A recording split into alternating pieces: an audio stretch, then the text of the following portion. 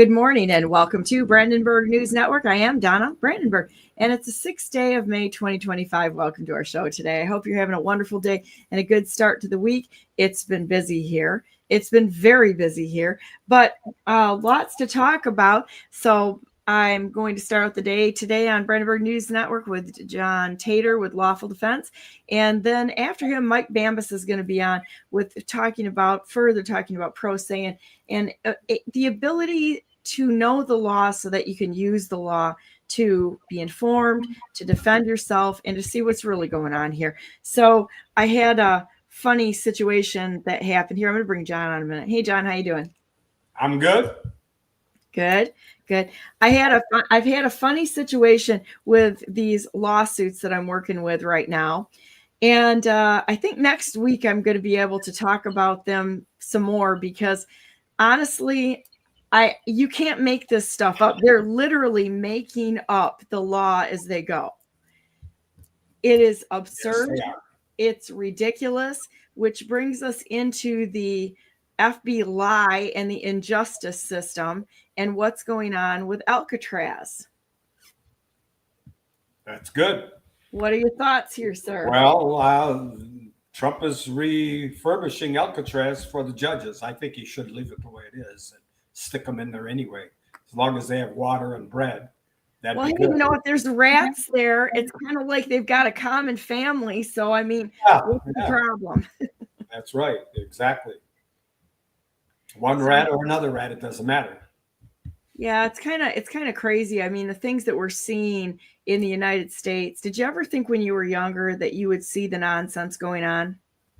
Well, that's not what I was taught. I was taught that the government was good and they would never do anything wrong. And I still have relatives that believe the government is good and it would never happen in the United States. They just don't know because they've not been. Some of them have had a little fringe touch with the system, but they have not really been involved in the system and they don't care to get involved. They still run out and get the so-called professional criminals to do their work for them. And that's the problem.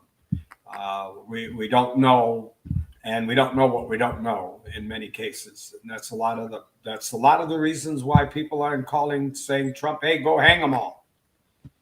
Because there's some people out there that still believe that the system will fix itself, or it is correctable, or that they follow the code. Who knows what they believe? I can't. I try to talk to these people. They just don't get it. They can give me sound bites from the TV and tell me exactly what CNN said, but they can't tell me anything beyond that. So they're uneducated, illiterate. Right. And you've got some people say, come on, they're a really good person. They're good. Let's go get a cookie and coffee and that sort of thing, because they're just good people. We know they're good people. And it's like, no. And then you got the snowflakes on the other side that are like, let's go get a fat-free cookie and a herbal tea over here and hide from everything, not face problems head on. And that's a big problem. Or let's attack everyone else except for the issue. I'm seeing that all over the place. Yes, this is one of my biggest beefs with the political parties right now, is the divisiveness of these parties. The Republican Party and the Democrat parties are criminal enterprises at this point in time. They have taken foreign money, and if anybody stays on this, whether they want to acknowledge it or not, out of ignorance of the law is not an excuse. They are collaborating with an enemy of the United States. You know, I was in New Hampshire this weekend at the National Constitution Party Committee, because I'm the chairman of the Constitution Party in Michigan, which goes under the U.S. Taxpayers Party, because Benson is an obstructionist and will not address the situation of us just changing our name like you would to any committee. And there's no lawful basis. It's an obstructionist move, but we are in fact the Michigan affiliate of the National Constitution Party. We are the Constitution Party in Michigan. And what I found out when I was there is I believe there's several other candidates that were taken out by at the petition level, just like I was, And it's not just a Michigan thing. It was you can see start talking. It was a national hit job on actual candidates. The only candidates that got through were the ones that were playing ball with the establishment. They're establishment candidates. If you were not attacked, you're probably part of the problem, because that means that they had vetted these people and figured out who was going to play ball with them, who was going to capitulate to their usurpations, and who was not going to stand up to the tyranny. You know, a lot of it has to do with, as far as I'm concerned, with the delegates that get elected by 2 or 3 people in that particular community. Those delegates, for the most part, are ignorant. They don't know what's going on. They're there for social gathering. They're there to be part of the crowd, whatever. The cult. Let's call it what it is. It is a cult. When you're told from above what you're going to do or what we need to do to stick together, don't buck the system. And I'm not going to say all of them are that way, but the structure is set up for that. A number of them are, unfortunately. Yes. I've talked to a lot of them. I was a delegate at one time. I was in the crowd. I saw how they behaved. I saw how they behaved in Lansing. The person that's at the podium runs the show, and the delegates just sit there and they're yes people, most of them. There was an opportunity during that time period when the chairman of the committee could have been. We could have walked out on him because he was corrupt. We knew it. I knew it, but nobody wanted to get up and walk out on him. And they should have. And then that would be truly what the delegates are there for. They're to pick the candidates to run for office. That means they have vetted the candidates, not the structure, not the head of the organization, not the head of the delegates, but the delegates themselves. They have all been out there. They have vetted this guy, not listening to what he says and his history, but getting out there and finding out who this guy really is. What does he do if he's running for office, for the governor or whatever? That's their job, but they don't do it. So we end up with the criminals running for office. And of course, they're the ones that are vetted by the head of the delegation and the corporatocracy. We get the crap that we get. Which is a perfect segue to my tirade on the DNR, which I think needs to be absolutely everyone that's played ball with the DNR need to be tried for high crimes of treason in the state of Michigan. And I can prove my case on this, on them clear cutting the state of Michigan, destroying dams, which the people in the 40s that built these dams were way the heck smarter than the people we have in office right now. They knew how to control the water table for having fishing, for eliminating droughts and floods.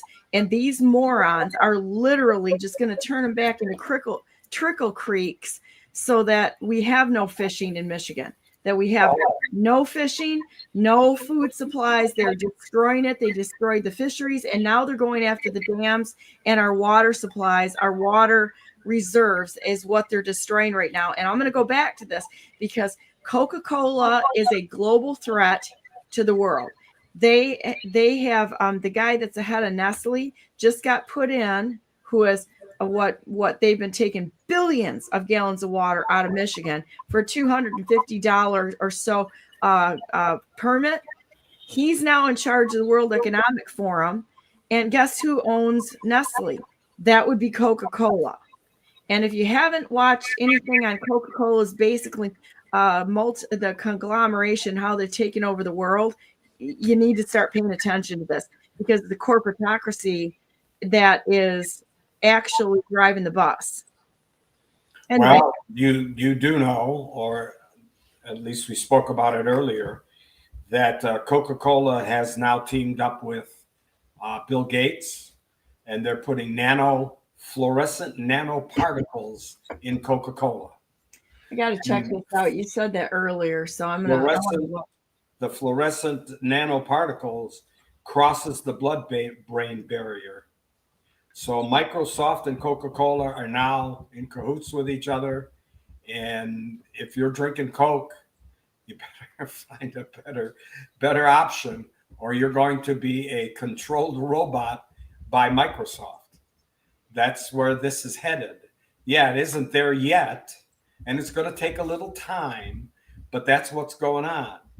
And now that Bill Gates is involved in Coca-Cola, he bought how many acres of land to control the food production in Michigan, or not in Michigan, but he's up to about 2,600 acres in Michigan. But right now, they're working with the DNR. The DNR has been weaponized against the state and the people, and they are literally destroying this state. It's not Department of Natural Resources. It's destroy, neglect, and ravage. That's what it stands for. So here we go. I'm going to put this up a minute. I love your insight into this thing, because it's like I feel so not alone with you. I'm all into this too.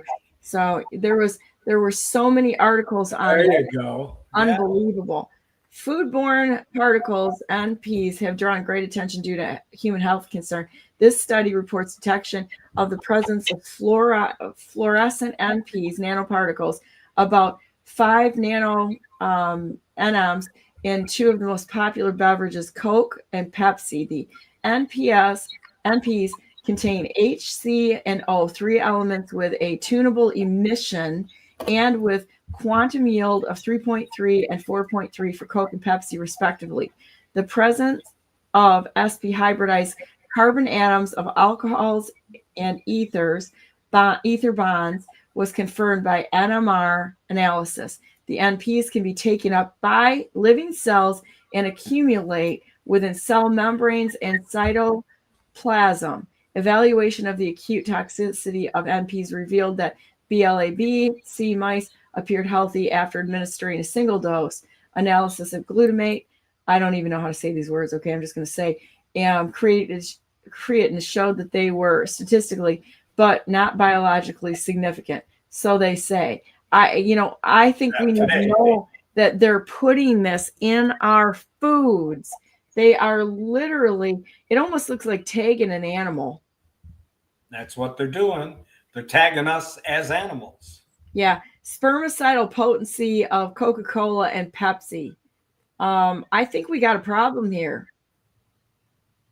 Well, we do, but it goes back to who's drinking that stuff anyway. Okay, I'm bad. I drink it once. I haven't had a Coke or a Pepsi in I don't know how many years. Nor do I plan on having one. But people that are hooked on that beverage needs to find another source of, and actually should be water. But if they don't want to do water, there's a whole bunch of other things they could use. Well, they got our water screwed up too. You want to hear something funny? This is absolutely hilarious. There's a bottling company that's bottling water, and I think it's called Instant Death. And they branded it on, trying to make water look all kinds of, badass, but not using plastics. But what people don't understand is that they're aluminum cans, which all of the aluminum cans have to have a plastic liner that they spray on. They're not easily recyclable because you got to burn that liner off. And they literally paid for people to send their plastic bottles into the competition. So it's like, guys, get some reverse osmosis in your house or something like that, and start filtering this stuff out and use glass, because they're literally lying to you on every level of sanity. That's right. And if you're a youngin, 20, 30, 40 years old, it's probably not going to affect you as seriously as you get older, but it accumulates in your body over time. And part of our problem of the health issue is the plasticizing of our system. We have so much plastic. All right, here, I'm going to play this real quick. See, they didn't check the source, so. You need to hear this if you're a soda lover. Shocking new findings reveal a hidden truth about what's in your Coke. In a groundbreaking 2017 study, researchers discovered fluorescent nanoparticles in Coca-Cola. These tiny particles aren't just floating around harmlessly. They can cross the blood-brain barrier, be absorbed and digested in the small intestines and colorectum, taken up by living cells, and even cleared through the liver. This isn't just a freak accident, folks. Nanoparticles are intentionally added to various food products as flavor modifiers, additives, and preservatives. Yet both Coke and Pepsi denied using nanoparticles in their soft drinks back in 2014. Imagine that, nanoparticles potentially affecting vital organs and systems in your body, all while you sip on that refreshing cola. Now, before you take another sip, think about the potential health implications. Stay informed, stay healthy, and always question what's in your food and drinks. Subscribe for more. Question everything. Absolutely. So that's what we do. How's your chickens doing? One of them was up at about 6 o'clock today, crowing like crazy. I thought it was a rooster. No, it wasn't a rooster, but don't know why. Uh-oh. Once in a while, they do that. Yeah, they sure do. It's generally the Rhode Island Red that's the loudest, noisiest one. Huh. We have one of our roosters. He's a riot. He lost his buddy. We usually will put a couple of them in together, and they're actually friends. And so, people talk about rooster fighting. They don't fight just naturally, okay? That's such a dumb thing by somebody who doesn't and has never been around chickens. So it's like they generally hang together. The funny part about it is that it was raining a couple of days ago pretty hard, and they went out in the rain anyway. They came in, they looked like soaked rats, Yeah, our roosters are like, hey bud, hey Phil, how you doing? That's great. Let's look around a little bit. It's like, if they were guys, they'd be sitting on the sofa with a remote control in their hand and a beer. That's exactly how they act together. They don't sit there and fight. They don't have time for that. It's like, hey, we're this is our life, so let's just kind of hang together and enjoy our time. I mean, they actually get along real well. Hey, can you tell me why an egg that they may lay doesn't have the shell on it, but it has the membrane, so it's a full egg with the membrane. I've had a couple of those eggs like that. Are you giving them oyster shells? Yeah, oyster shells and their own shells back to them. Okay. It doesn't happen often. It just every so often I see this. I've never had that with our chickens, but we also, you have to also have oils in the food. So you may want to throw some like the black oiled sunflower seeds in there. They get sunflower seeds. The black ones? Yeah. So, because that's got, we try to put enough oil in their food. I don't know. Let me see if I can figure that one out. We've never had that one. Or the other one is a tiny little egg, like a robin egg. Occasionally I'll get one of those. Not often. Yeah, I've never seen that. When they're young, they'll start out and they have like the first couple eggs they lay are real small, and then they get bigger. And I don't know, we've got a few porcelains in the mix. We got a lot of chickens, and we have a few porcelains in the mix. They're like a little tiny white chicken, and it's kind of got a tail feather on it, like a cute little tail feather. I mean, it looks like a fan, almost like a pigeon, the white pigeons, but they're chickens.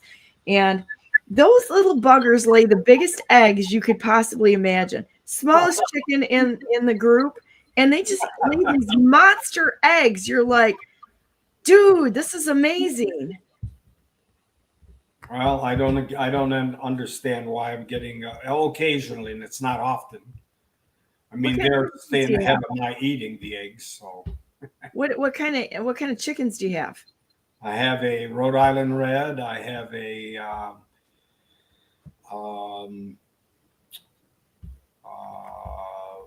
Wyandotte. Those are nice chickens. Yeah, Wyandotte. It's a golden Wyandotte. have a Isa Brown and a gray one. What the heck's the gray one called? You have a Brahma with the feathers on her feet? No. Oh. No, just those four. Wyandottes are nice because they're friendly. I think that's some of our favorites is the Wyandottes. I just got a black Moran, and I want a whole bunch of these things. They lay like dark chocolate looking eggs, like chocolate eggs, which is kind of cool. So well, I don't want to get big. I don't want to have a chicken farm. I just want to have a few chickens. Yeah, they and themselves do take a lot of work. So I failed at that completely because I don't know, we had a couple of them that checked out of life recently, but I think we're about 120 chickens. So, but we give a lot of food away. So, you know, there's a lot of families in our area too that, you know, there's a couple of them they're doing some struggling, you know, so a lot of times if you just can give what you have to people and they know that somebody cares, you know, enough to pay attention. It's not even what you give them. It's the fact that they realize that somebody actually, you know, gives a crap about them when the rest of the world's kicking them in the face. Doesn't take much, you know, but so it's helpful. Yeah. So yeah, this whole lawsuit thing, I got to tell you, you have taught me so much. It's amazing. And I am having fun with this. I am literally having a riot. They're not like sending the best of the best into practice law. That's what I can say. They're all pretty much ignorant. They're ignorant. Most of the lawyers and therefore most of the judges. And I personally think that they're all ignorant. They're ignorant. None of them know what the law is. They think they do. One of their arguments was, well, that's what the law says. But we can't. But if you read it, that's what the law said. This is exactly what they said. They said that's what the law says if you read it. But we don't really follow the law as it's written because that would be absurd. That one I haven't heard. Words. No. Yeah. John, that's what they said. Those are the actual words. I don't doubt it. I don't doubt it because I don't believe any of the attorneys out there really know what the law is. They know what the law is by themselves, what they think it is. What they want it to be. What the law is. What they want it to be. What happens if they falsify documents? And they do that all the time, unfortunately. They do. You got to watch these buggers. They're like slimy swamp creatures. That's right. So if you hire one of these slimy swamp creatures, then what does that say about you? You're ignorant. And it's like, you know, if you're going to hire a slimy swamp creature or engage in them in any manner, you better know what the law says and actually read it yourself. You know, you're going to pay these people to subvert you. That's what's going on here. That's right. That's exactly correct. And then they're meeting the judges. They're meeting the judges in the back rooms and doing deals and crap. And I can't wait for Alcatraz to be filled up, emptied, filled up, emptied, filled up. You know, how many of these guys can we cram into there? Hey, that brings us to one of the oldest case. Not one of the oldest cases, but the oldest case. I want you to go to page 10 first. I guess that's 10 to start. All right. Yeah, page 10. I'm screwed up here a minute. Just hang on. That's all right. I told you a different page because I thought we'd start differently, but since you brought this up. Let's see if Marbury versus Madison. Still good law. Still the law of the land. Based on the Constitution, based on the Article 6 of the Constitution. But John, the Constitution's irrelevant. Ask all the Convention of States people.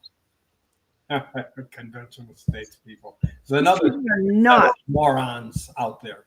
Oh, they're nuts. Have you ever watched them too? They're like MK Ultra, the ones that are pushing this stuff. Here, Marbury versus Madison says the government of the United States has been emphatically termed a government of laws and not of men. It will certainly cease to deserve the high appellation if the law furnishes no remedy for the violation of vested legal rights. And there it is, right there. We are a government of laws and not of men. And that takes us to page 20. I think it was 20. Man, I had this all lined out here. That's all right. I kind Get of, back. because you brought that up about the not using the law. Page 20, first sentence in the yellow. It is emphatically the providence and duty of the judicial department to say what the law is. And then that's worth reading later, but we won't. I don't want to take a whole lot of time on this because we can get into a lot on this one. Page 21, which is probably the most important, and most judges, and of course, Alan Dershowitz is an attorney, fairly popular, but a major moron. I met him at Mar-a-Lago. You did? Yeah. I can't believe that Trump still has him hanging around. He is an idiot for several reasons. But one in particular is he says, oh, they all violate their oaths of office. It's no big deal. Yeah, it kind of is a big deal. Yeah, it says, well, Marbury versus Madison says, why otherwise does it direct the judge to take an oath to support it? This is the Constitution. The Constitution. This oath certainly applies in the special manner to the conduct in their office character. How immoral to impose it on them if they were to be used as an instrument, and the knowingly instruments for violating what they swear to support. And this is exactly what's going on with the judges that are ruling in the Trump cases, the judges that are involved in my case. The AG of Michigan is a criminal. And I'm going to bring her up on charge. I'm going to file a lawsuit against her shortly because she believes that the judges have absolute immunity. She's an idiot. They don't have absolute immunity. They never did have absolute immunity. Only when they do what? When they follow the rule of law. And when they step outside the rule of law, they have no immunity. Yep, they're totally done. There's case upon case upon case that spell that out, that they must follow within their judicial duties, their job description. And their job description is what? I swear I'll uphold the Constitution of the United States. And then they turn around and they violate their oath of office. They are criminals. Excuse me. And thank God President Trump is reopening Alcatraz. In fact, he ought to call it the Judicial Prison for Judges, Alcatraz. Should have a different title. Maybe it will. Yeah, that would be good, wouldn't it? Yes, that would be great. Put all the judges and all the attorneys and the AGs that don't follow the rule of law in Alcatraz. And say, hey, they only have like 300 and some odd spots there, though, don't they? That's true. So we do need to add on, because I'm pretty extra sure we can multiply that by, I don't know, 50. Well, maybe I would more. say probably more. But Alcatraz is a good start, and certainly should be a good deterrent for any judge that may be sitting on the fence thinking, well, maybe I could get away with this, or maybe I can't. Do you want to spend the rest of your life in Alcatraz? And that'd be a good place for the judges to practice their law in Alcatraz together. Then maybe they'll understand why they're there. No, doesn't it like come in? I think that like qualifies as treason. So I'm kind of a fan of pushing that one just a little further. Well, that's people that are treasonous. That's the end of a rope, and that's a good thing for them too. And it's not soap on a rope. That's right. If we read on just a little more on page 21, okay. The oath of office imposed by the legislature is completely demonstrative of the legislature's opinion on the subject. It is in these words: I do solemnly swear that I will administer justice without respect to persons and do equal rights to the poor and to the rich, and that I will faithfully and impartially, what a word. Most judges don't understand what impartially means. Discharge all the duties incumbent upon me as according to the best of my ability and understanding, agreeable to the Constitution and the laws of the United States.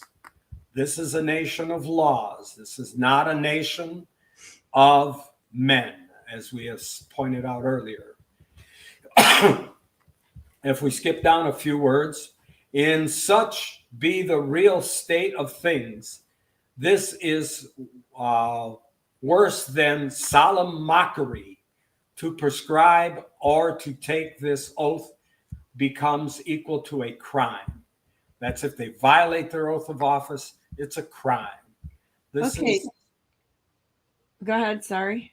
This is the supreme law of the land, Marbury versus Madison, still good law, just like Norton versus Shelby County, supreme law of the land. Can you shoot off the names of some other cases that follow this thought or this about judges not having immunity? Yes. The one that really spells it out is Ex parte Young. Okay. Ex parte Young says if you step outside your if you step outside your job description, you will be stripped of your office, stand naked, and suffer the consequences. That's by paraphrasing, but that's pretty close to what it says. Ex parte Young is one of them. Norton versus Shelby County is another one, basically, that says if it's an unconstitutional act, it creates no law, it affords no office, it creates no protection. So if you are a judge and you violate the Constitution, and it's an unconstitutional law that you pass, you have no recourse. You can't expect the state to protect you because it won't. It can't. Norton versus Shelby County is very powerful. I always use that. That's always on the forefront of my case. Talk about usurpation. It's not overreach, ladies and gentlemen. And all the audience out there, there's no such thing as overreach. That's a made-up term. Again, if you live in their language, they control the narrative. We got to live in the language of the law, which is usurpation, which is a legal term, which brings us back to a crime. Usurpation, usurping your authority is a crime in this country. Based on Norton versus Shelby County, based on Marbury versus Madison, based on Eileen Cannon, her brand new decision. Eileen Cannon brought it out that the judge that Jack Smith doesn't exist because there was no office to fill. That's Norton versus Shelby County that she spelled out. So she took an 1886 case in 2024 and made it very relevant on the timeline. If some stupid attorney, and there are a lot of stupid attorneys out there that'll say, oh, that's an old case, and therefore it doesn't count. Well, the Constitution is older. You mean the Constitution doesn't count? How about Marbury versus Madison, which is one of the first cases? That's a 18 something or other, 1801. Well, I can check because I got it up. I got it. 1803. That's an old case too. But we are built on case law in this country. One case developed, brings the law out, and we follow those case law based on not time, but based on precedent that has been set. And if it hasn't been overturned, then who can overturn Marbury versus Madison? It would have to be Congress, wouldn't it? No, Supreme Court. Supreme Court. Okay. Yep. So the legislature makes the laws and the Supreme Court could rule that it's unconstitutional, but they haven't because it's not. That's right, because it is the law of the land. Same with Norton versus Shelby County. Only the Supreme Court can overrule Norton versus Shelby County. And it's never been overturned.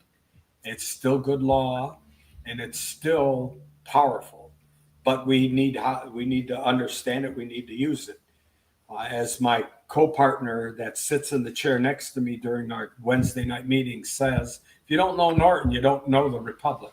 And he's right on target, because Norton spells out the terminology that we need to be using in our Republic. Again, that's public functionary. They're not officials. They're not leaders. They're not whatever that. What else do they call them? Public officials, leaders. I don't know. All of these other terminologies that are being used by the deep state and the Republic and the democracy, rather, that they are the people we need to follow because they're our leaders. No, they're not our leaders. They're our representatives. They're actually public functionaries. And a public functionary has a function in government. And I'm not seeing a lot of leadership qualities coming out of anybody in Lansing. Just saying. Charlotte said, good morning. A.G. Nessel violated her oath duty again, letting Palestine protester go with no charges. All right. You know, this comes up all the time that we have the right to protest. We have the right to protest. I don't think so. I think we have the right to redress grievances, but they've turned this around into civil disturbing the peace. Well, let me tell you something. When you become a governor or a AG, state of Michigan, or a secretary of state, you swear an oath to the Constitution. Then the Constitution of the United States, on which you are to uphold the Constitution and all the meanings of the rules of the Constitution. When you don't uphold those, when you do not uphold the laws of the Constitution, you are violating your oath of office. You have created a criminal act. So when Dana Nessel or Whitmer, Queen Gretch. Or Gretch, yeah, I was thinking of a different name, but I won't say that here. Gretch. I know Charlotte just called them all hookers, so. Yeah, well, the whores of Lansing, when the three whores of Lansing violate their oath of office, they have created a criminal act against the Constitution. And when you create a criminal act against the Constitution, you are treasonous, creating acts of treason. So when you swear an oath to the Constitution, you can't support Israel.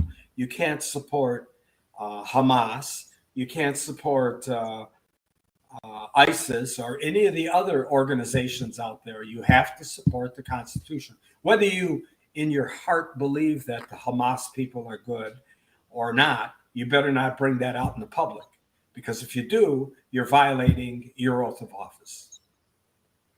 Right. It's like you got to follow the rails. We can't even run our own country right at this point in time. So, you know, I'm sorry. I just want to see the killing stopped. And unfortunately, I think it's our country that's behind most of it.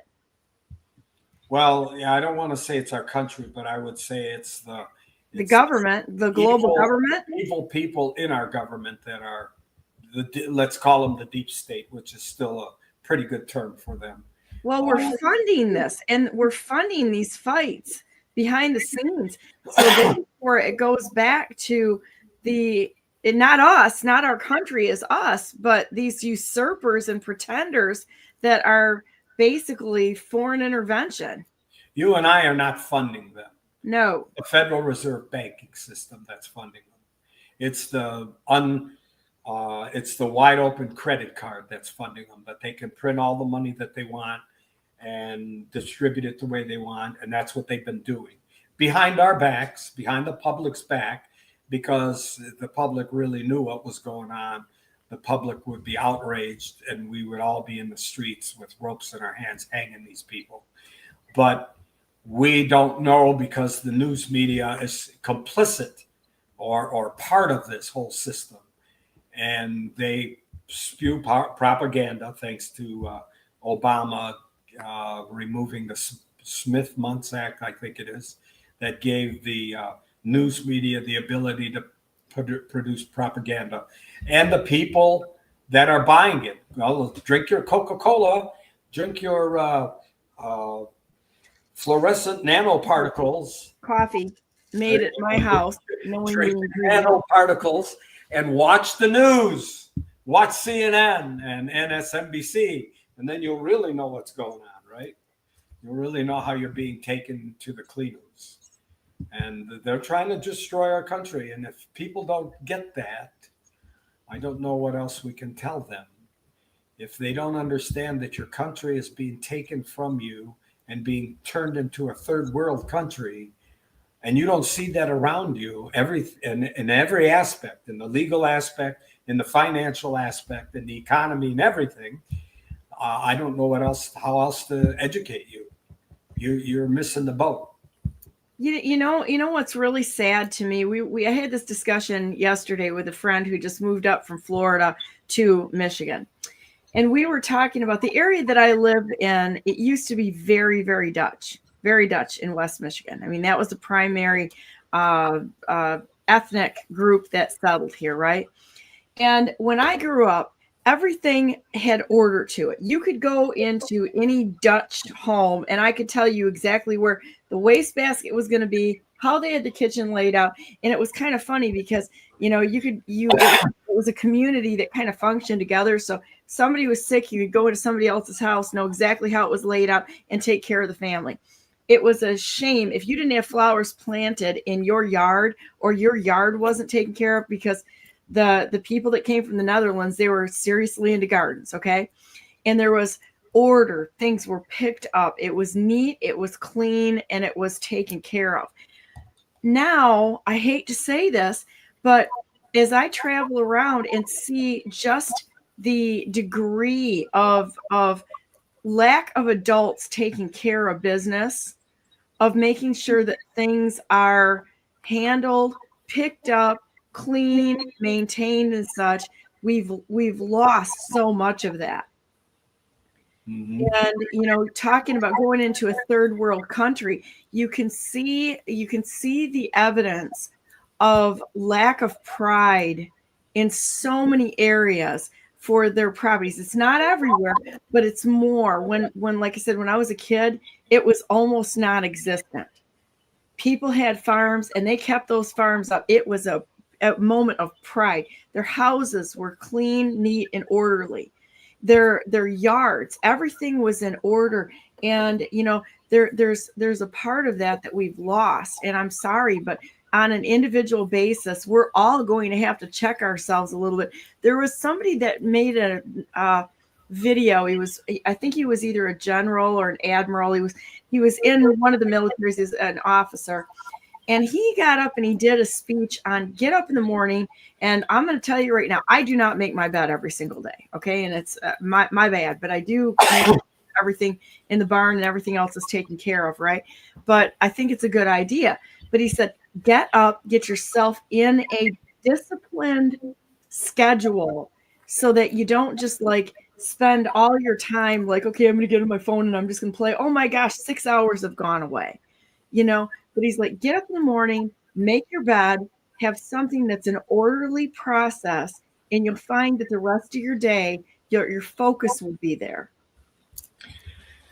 You got to listen to, when you get a chance, it's a YouTuber. It's a admiral that was a Navy SEAL, and he talks about if you want to be successful in life, make your bed. That's the one I'm talking about. Who is it? I can't remember his name, but if you haven't seen that video, I just couldn't think of his name. Let me see. I can't think of his name either. It's worth watching. Yeah, here you go. I'm going to pull it up. So that's the one I was talking about, because He's on YouTube. Guys, stop posting to YouTube. So if you want to change the world, there you go. Start off by making your bed. If you make your bed every day, you will have accomplished the first task of the day.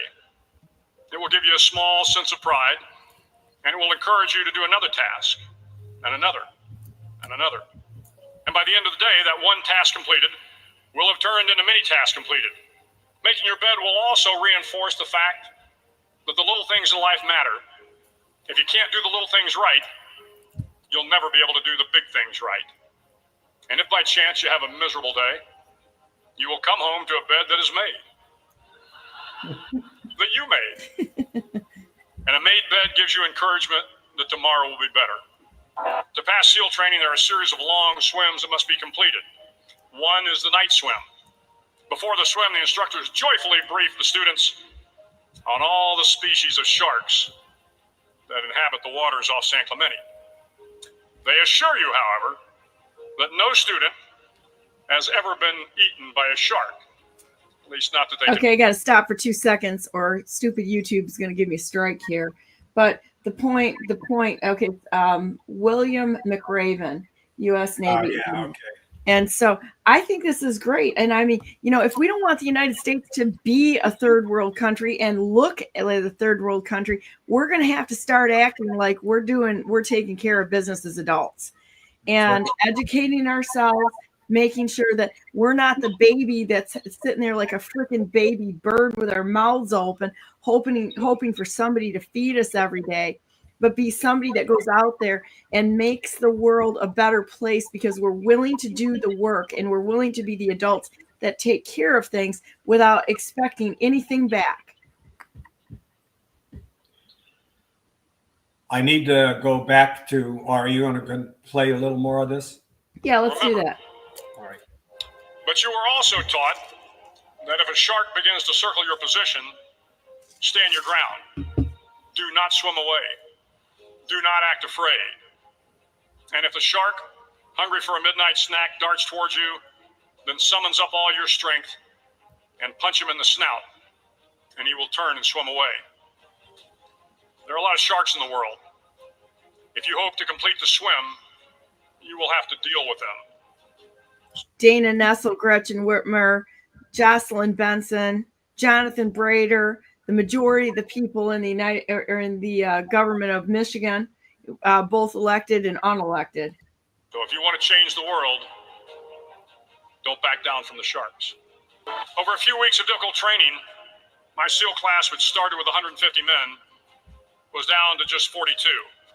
There were now 6 boat crews of 7 men each. I was in the boat with the tall guys, but the best boat crew we had was made up of the little guys. The Munchkin crew, we called them. No one was over 5'5". The Munchkin boat crew had 1 American Indian, 1 African American, 1 Polish American, 1 Greek American, 1 Italian American, and 2 tough kids from the Midwest. They out-paddled, outran, and outswam all the other boat crews. The big men in the other boat crews would always make good-natured fun of the tiny little flippers the Munchkins put on their tiny little feet. Okay, that is funny. Okay, I'm trying to avoid a YouTube strike. That's why I'm pausing, but here we go. Prior to every swim. But somehow these little guys from every corner of the nation and the world always had the last laugh, swimming faster than everyone and reaching the shore long before the rest of us. SEAL training was a great equalizer. Nothing mattered but your will to succeed, not your color, not your ethnic background, not your education, not your social status. If you want to change the world, measure a person by the size of their heart, not by the size of their flippers. I want to meet that guy. I love that guy. Since I'm such a huge person, it makes me feel better about my little tiny flippers. Yeah, he's a good guy. And that's a great video. So anybody that hasn't seen the whole thing all the way through needs to watch it. Yeah, you know what? I'll do this right now. I'll put this in my Telegram channel. So just for everybody, there's lots of imposters out there, just so you know. You know how many people that are impersonating me in the world of social media, etc. It's crazy. Yeah, it's like this is kind of sad, you know. If you have to impersonate me, that's real sad. Yeah. Well, let's go back to Marbury versus Madison if we can. I want to do the last two paragraphs. Okay, hang on a minute. I'm trying to post this to my Telegram channel, and we'll go right there. Sorry, guys. My ADD is kicking in on me. Okay, I didn't tell you we were going to read a little further. Okay. All right, here we go. Stop screen. See, I got to do everything here. I need a staff. I don't have a staff. So you guys are just That stuck would be with me. nice to have a staff. Yeah, you guys are stuck with me. Unless somebody decides they want to help. Not likely. Hang on a minute. Okay, where is it? Where is it? Oh, did I close it? Hang on a minute. You just keep talking here, John, and I'll get it figured out. Okay, well, it was the last couple of paragraphs in Marbury that I think are pretty powerful, and that's why I wanted to kind of read through those last couple of parts. There we go. Because as we've talked earlier, How far down? all the way to the end, page 22. All right. All right, go ahead. It is also not entirely unworthy of observation that in declaring what shall be the supreme law of the land, the Constitution itself is first mentioned. That's the first mentioned document that should be mentioned even in a court of law, and especially in a court of law, because that's what the judge swore an oath to, right? Mm-hmm. And not the laws of the United States generally, but those only which shall be made in pursuance of the Constitution have that rank. So if the law isn't in pursuance to the Constitution, it's really not a law. And that goes back to Norton versus Shelby County. An unconstitutional law is not a law. It promotes or it creates no office. It is inoperative as though it never had been passed. Thus, the particular phraseology of the Constitution of the United States confirms and strengthens the principles supposed to be external to all written essential to all written constitutions, that a law repugnant to the Constitution is void, and that the courts, as well as other departments, are bound by that instrument. Bound by that instrument doesn't say that they can use it when they think it's appropriate, but they're bound by that instrument. The rule must be discharged.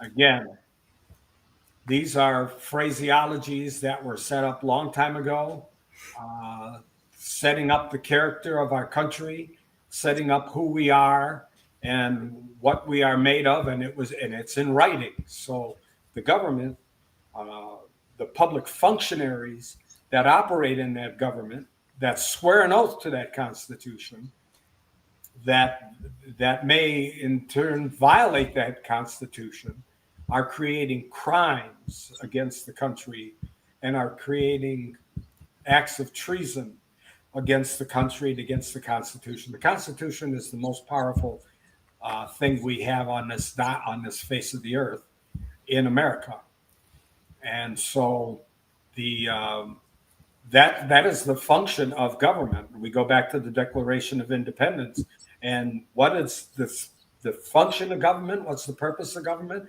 To protect our life, liberty, and our property, or pursuit of happiness. And the government that we have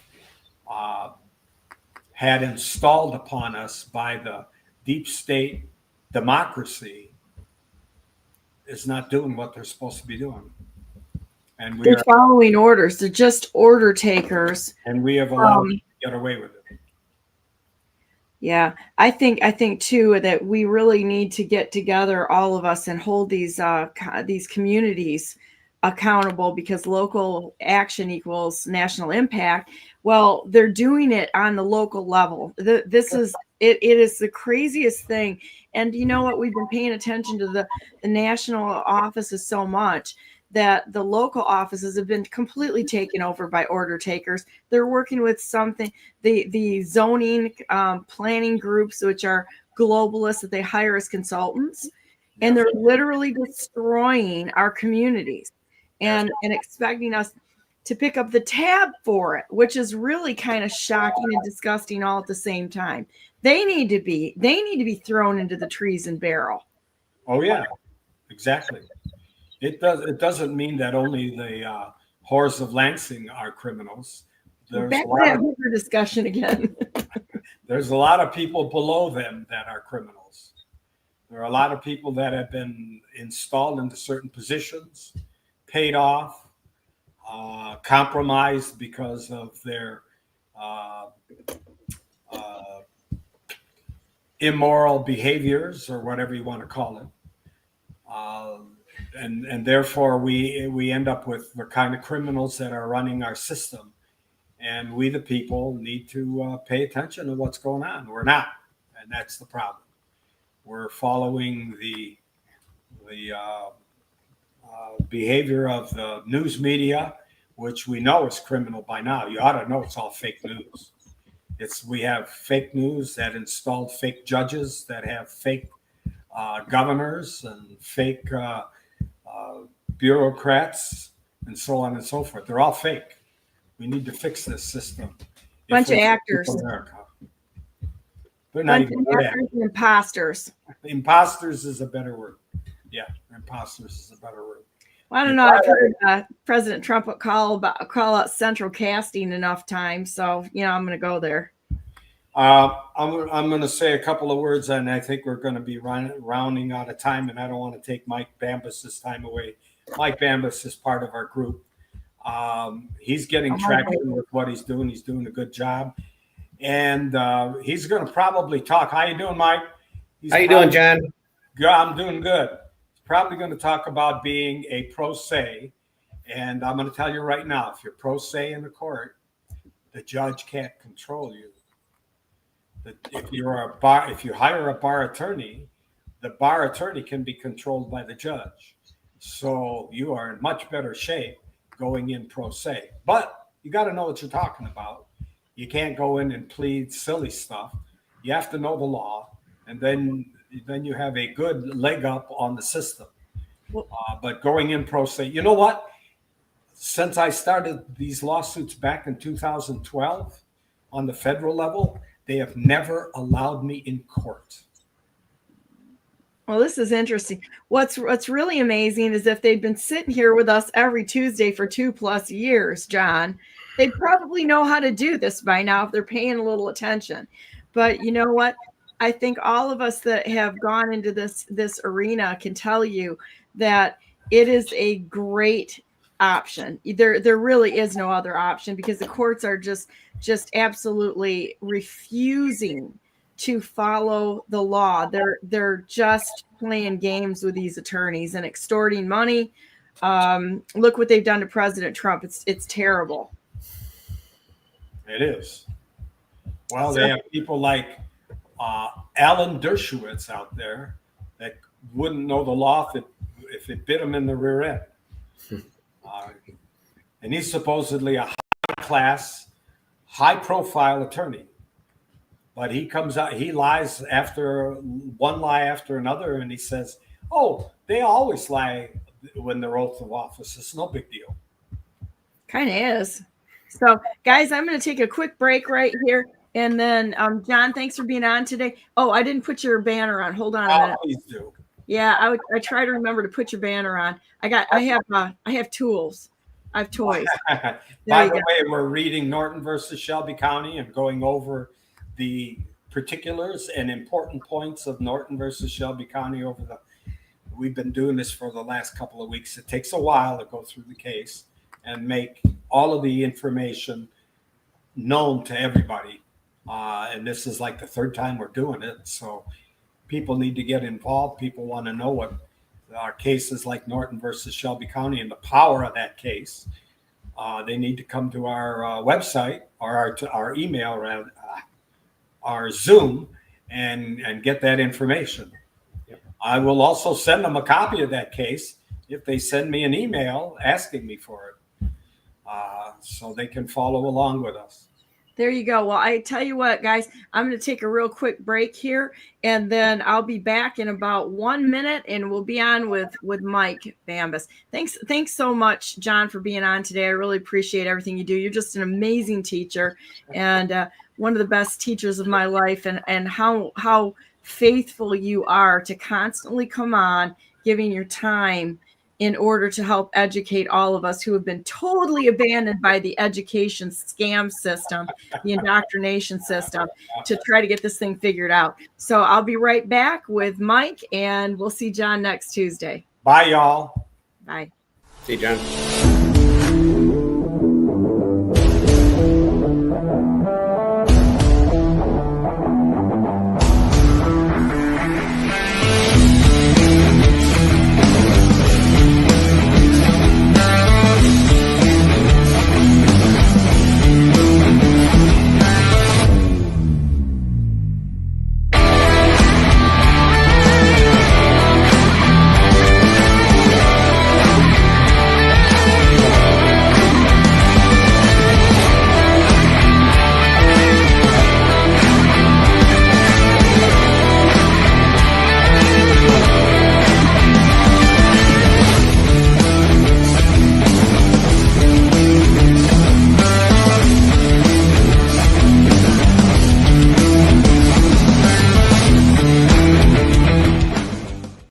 Good morning and welcome to the second hour of Brandenburg News Network. I am Donna Brandenburg, and it's the 6th day of May 2025. Welcome to our show.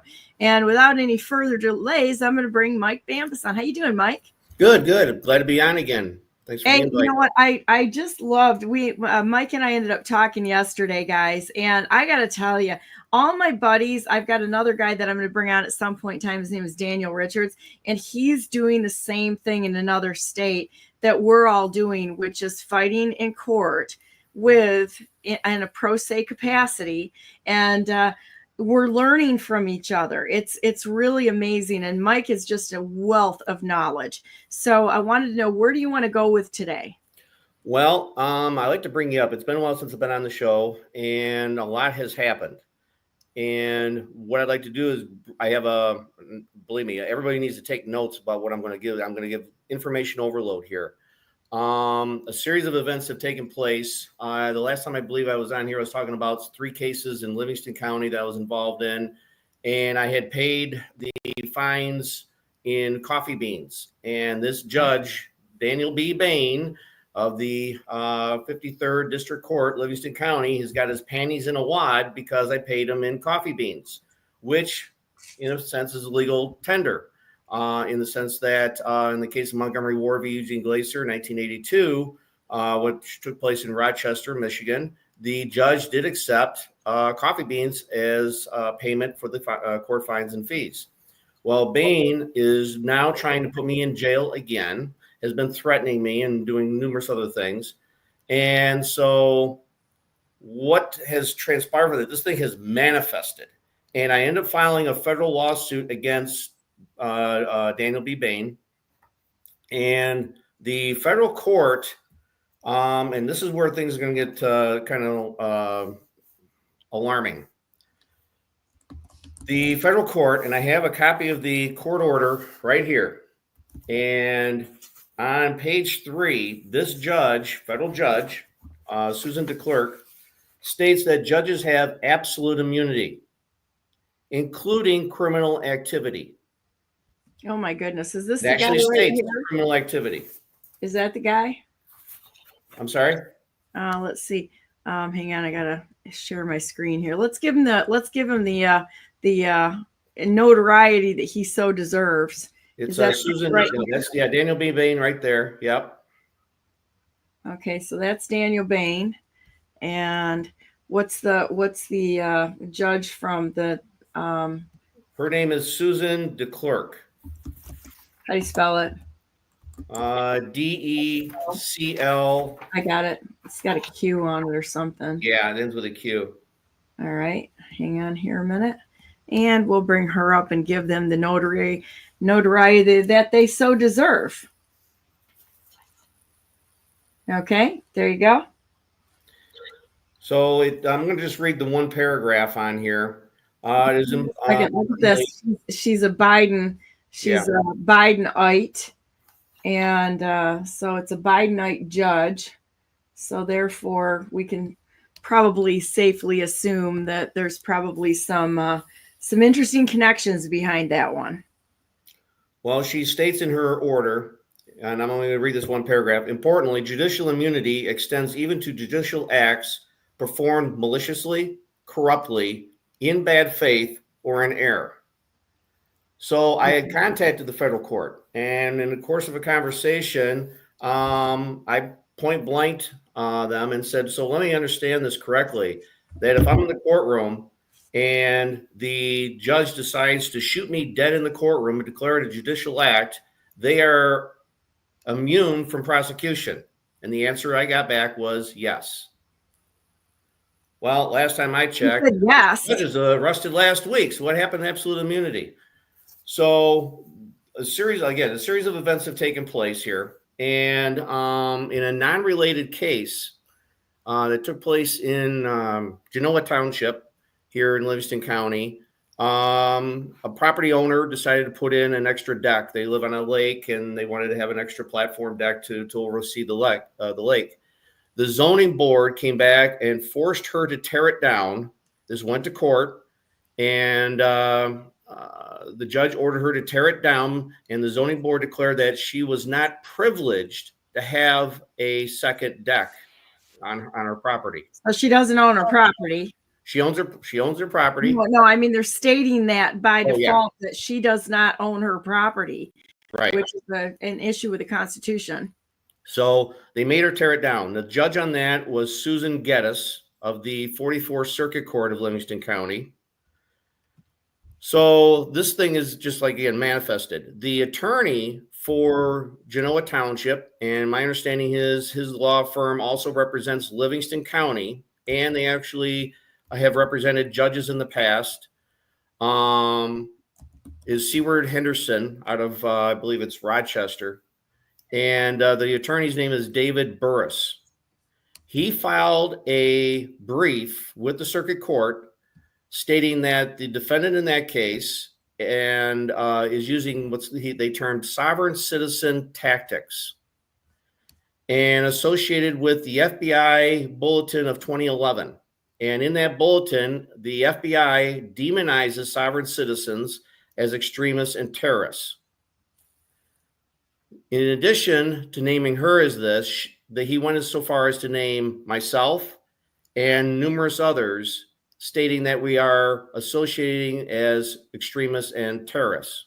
They're putting you in a group now, so now you're not sovereign. It's actually they're using it as a title. Yes.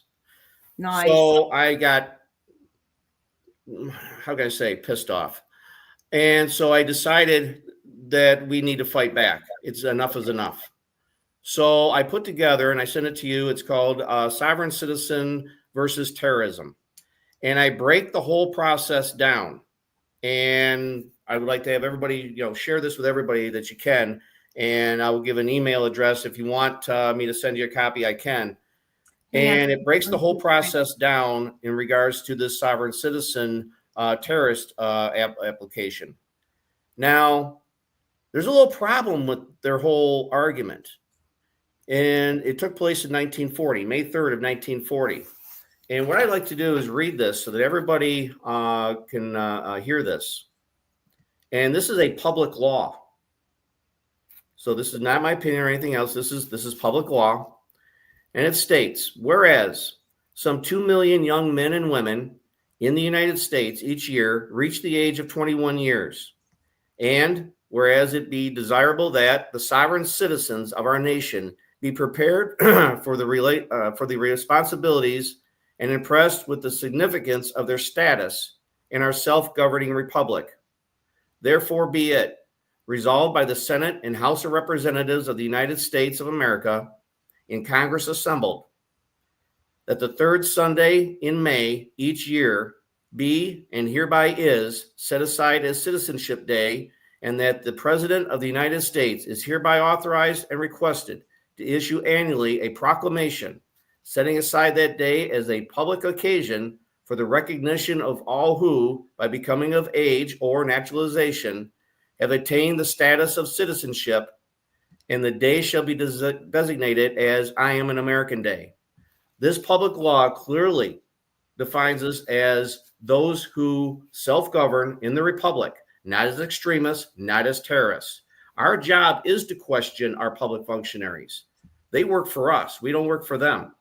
So this public law is nothing more than a shot to the heart of their rhetoric, declaring us as extremists and terrorists.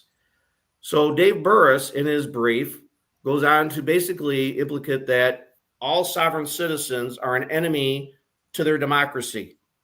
Well, wait a minute. Let's take another look at this. If we, the sovereign citizens, to be celebrated under an act of Congress by public law, are a threat to their democracy, then the equal can be seen and said that they are a threat to our republic. So who exactly is the domestic terrorist here? So if we look, and in the doctrine, I break down what a domestic terrorism is. And that can be found. Give me 1 second here. Let me find it. You know what? I'm not seeing the email. Don't say what my email address is out loud, but I'm going to quick send this to you because I don't know where it is. Because I don't need like 5 million spams on my email, you know? Yeah. And I don't really, unless somebody calls me, I don't really use email that much. I'd rather do texts. So, but I might have sent it to you in Telegram. Oh, TG. Okay. Let me look here a minute. I love Telegram, actually. Telegram's a great app. I mean, I know there's problems with everything, but you know what? I do like Telegram. I'm not a techie, so I'm kind of all the board. So under 18 U.S. Code 2331, subpart 5, defines by Congress domestic terrorism. And part A involves acts dangerous to human life that are a violation of the criminal laws of the United States or any state. Under section B, appeared to be intended, 1, to intimidate or coerce a civilian population. 2, to influence the policy of a government by intimidation or coercion. Well, when you put out this rhetoric and the drive-by media constantly puts out there and talks about, how sovereign citizens are a threat to the democracy and such, they're trying to influence the general public. They're using tactics of intimidation and coercion because they get people to believe, I don't want to question them because I'll be labeled one of those sovereign citizens. I'll be labeled as an extremist. So they get you in a mindset that you don't challenge their authority. And that, to me, is, by definition, domestic terrorism. They're using this propaganda. Now, if the FBI is doing this, what authority does the FBI have? Where's their delegation of authority? They're actually de facto under Norton v. Shelby County. Because we're nowhere in the Constitution are we supposed to have a federal law enforcement agency. So in addition to that, agency, actually, I mean, they have broken so many laws, it's not even funny. Right. Now, this also goes on to say that the FBI has been instructing the courts on how to react to us and treat us. And they are also informing and instructing the state court administrator's office and the Bar Association. So if the Bar Association is enforcing this, and judges are bar members, they're all part of the club. We're not part of that club. So that club, that association, is demonizing us. Now, what are most of our politicians? They're bar members. The courts, bar members. The prosecutors, a bar member. They're all bar members. So they're using this rhetoric to demonize us and then trying to force us into submission to obey whatever it is that they want to cram down our throats. And they just write it. They've got all kinds of time to write this stuff and change the law to suit their needs. Right. And most of it's administrative, which has no authority over we the people. So what I'm looking at is that the Bar Association is the domestic terrorist organization.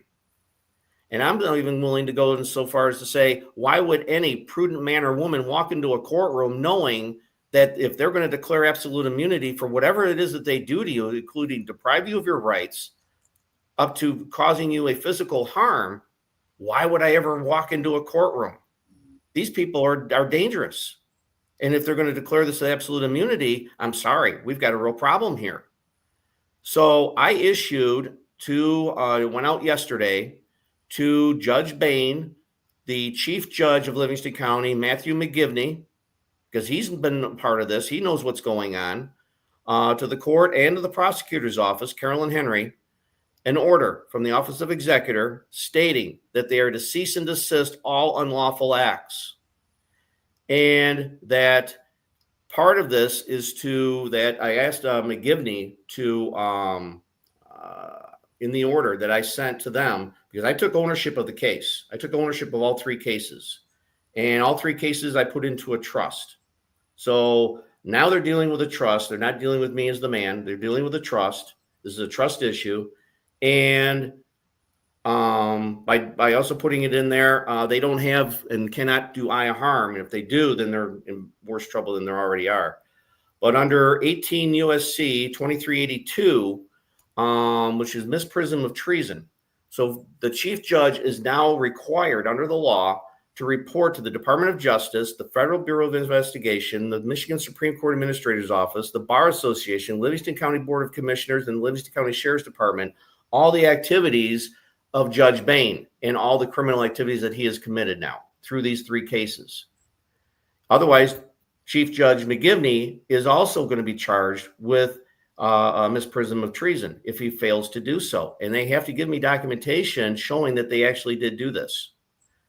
So I'm putting the screws to them in that if you're going to call me a domestic terrorist and you're calling me a threat, well, wait a minute, let's really look at this. Congress, under the intent of Congress, says that I'm to be celebrated.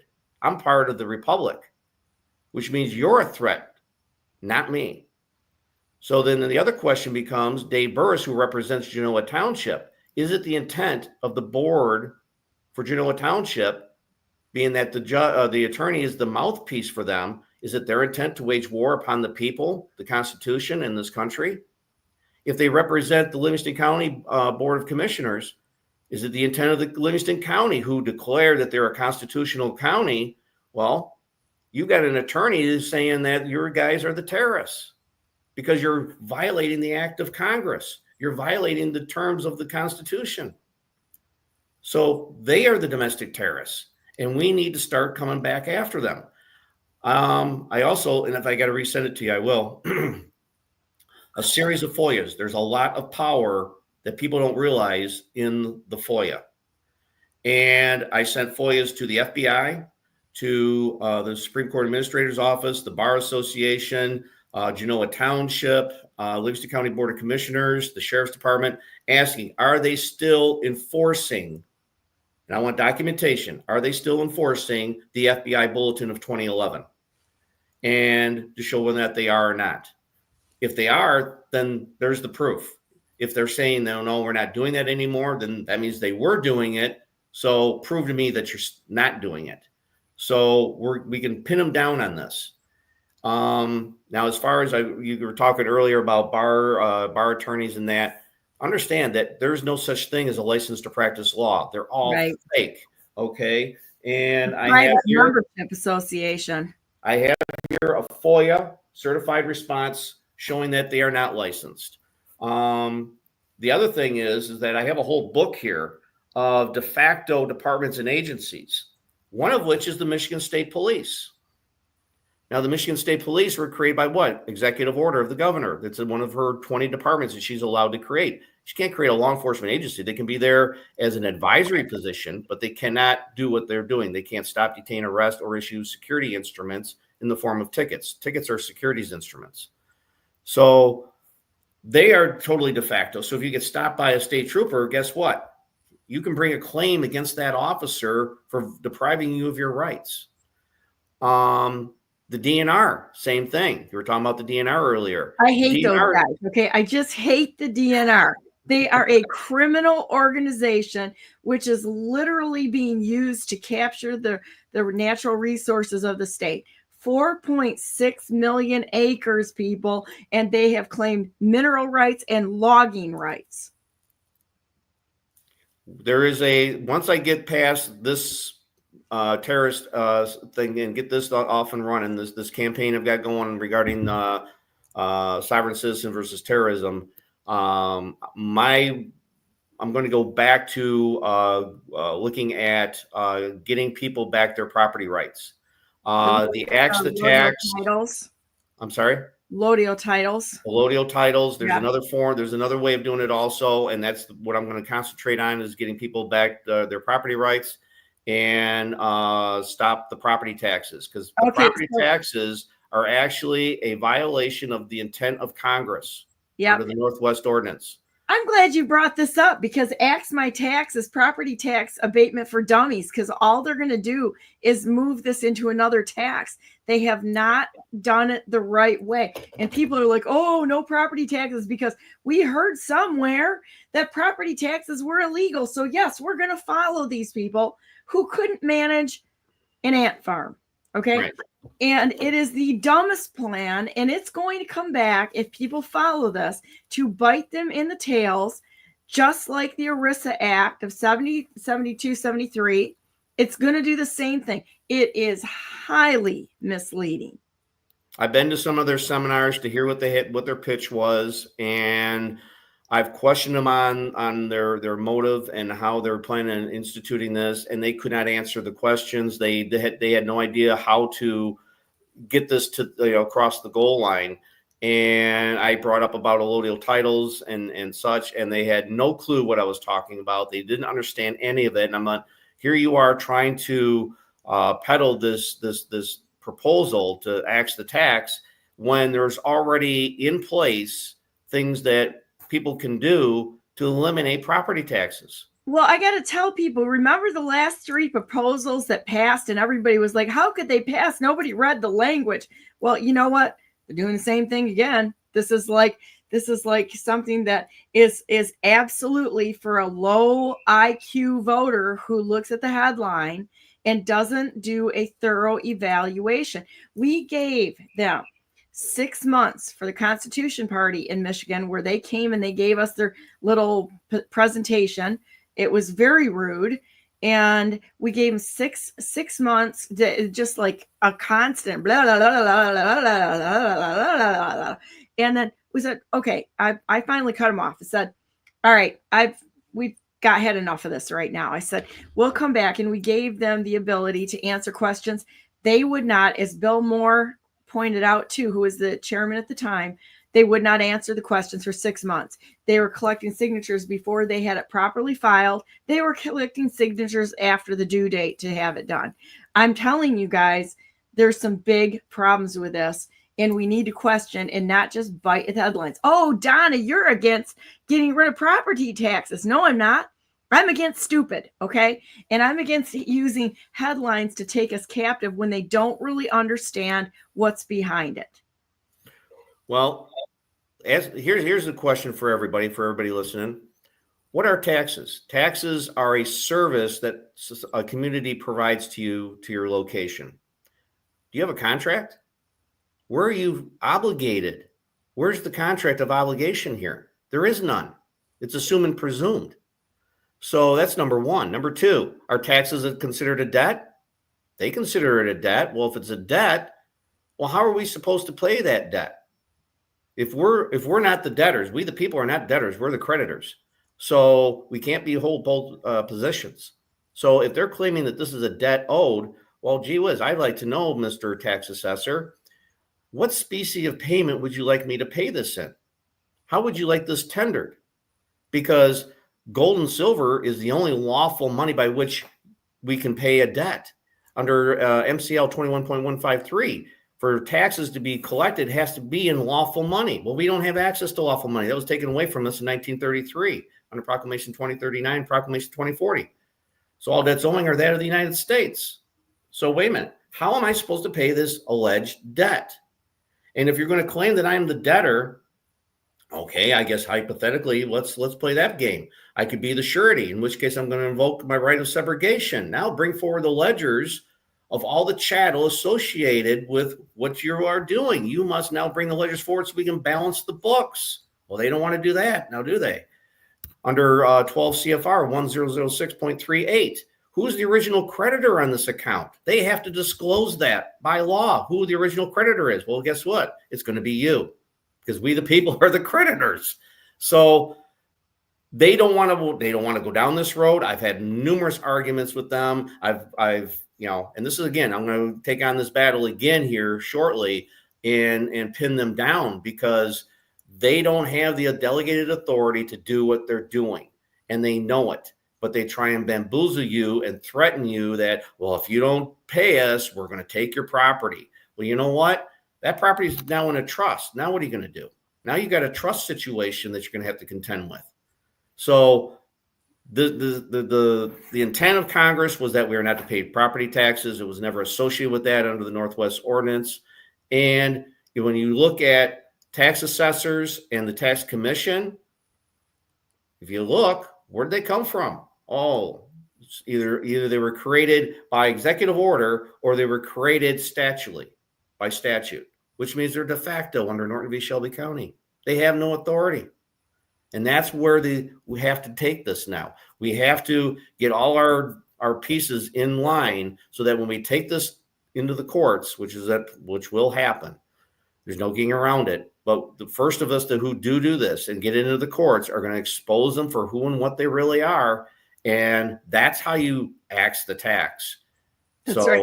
It's all pretended. And yeah. what if we don't fight it at a structural level, this is just going to be like, it's going to pop up in another way. And when you look at, say, BlackRock buying up all of these single family homes, who's trying to get out of paying property taxes? It's going to go back on the people of America in a discretionary tax. They've never done anything to prevent that from happening. Same thing happened with the ERISA Act of 72-73.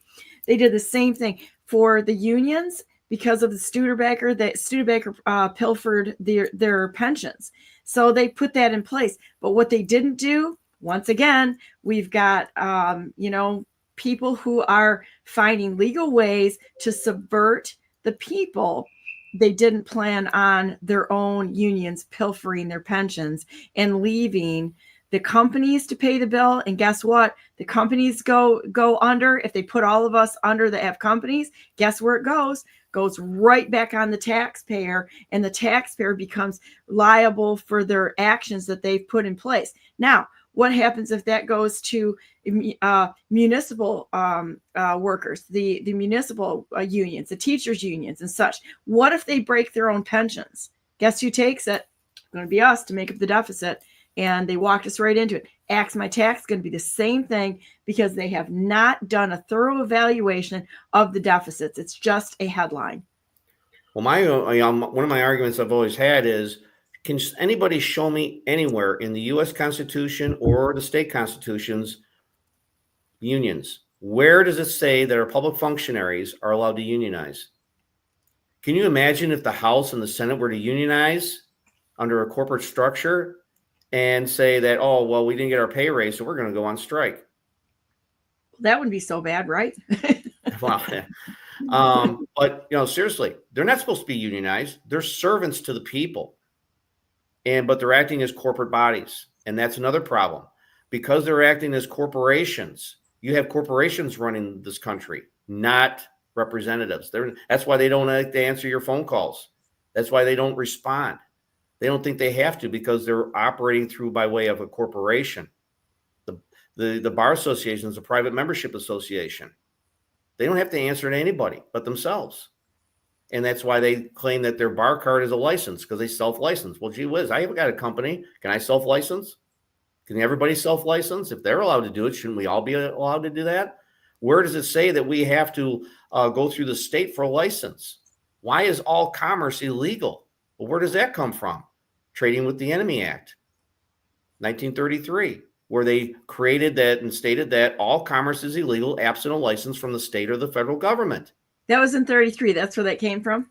Well, originally it was in 1917, and then they FDR, the socialist, changed it in 33. Oh, he was a traitor. But you know what? I hate to say this. When you look back through time, they pretty much were all traitors. You know, there were very few good examples of people who were trying to fight for the people of the United States and what the founders intended it to be. Yeah. Not all of them were clean either. So, I mean, even to go back and, you know, look at them, not all of them were clean at all. No, I mean, you're never going to get the perfect, you know, no one's perfect. Okay. Everybody's going to be, you know, off to some degree, but what you had is a manifestation from Woodrow Wilson to, you know, through FDR, and, you know, World War II was a bit of a distraction for everybody. Nobody paid attention to what happened after the war. In 1946 is when they instituted the Administrative Procedures Act. And that's where government just expanded, you know, exponentially, to where you had all these departments and agencies creating rules and regulations. The courts are enforcing it as if they're legislative laws, and they're not. And it was a progression where they just slowly brought us down and started depriving us of our rights, our property rights, our God-given rights. And it's just a system that needs to be, you know what, the pendulum has swung to its optimum, the one direction. We now need to swing back the other direction, start shutting them down. You see Doge exposing all the fraud in the finances and such.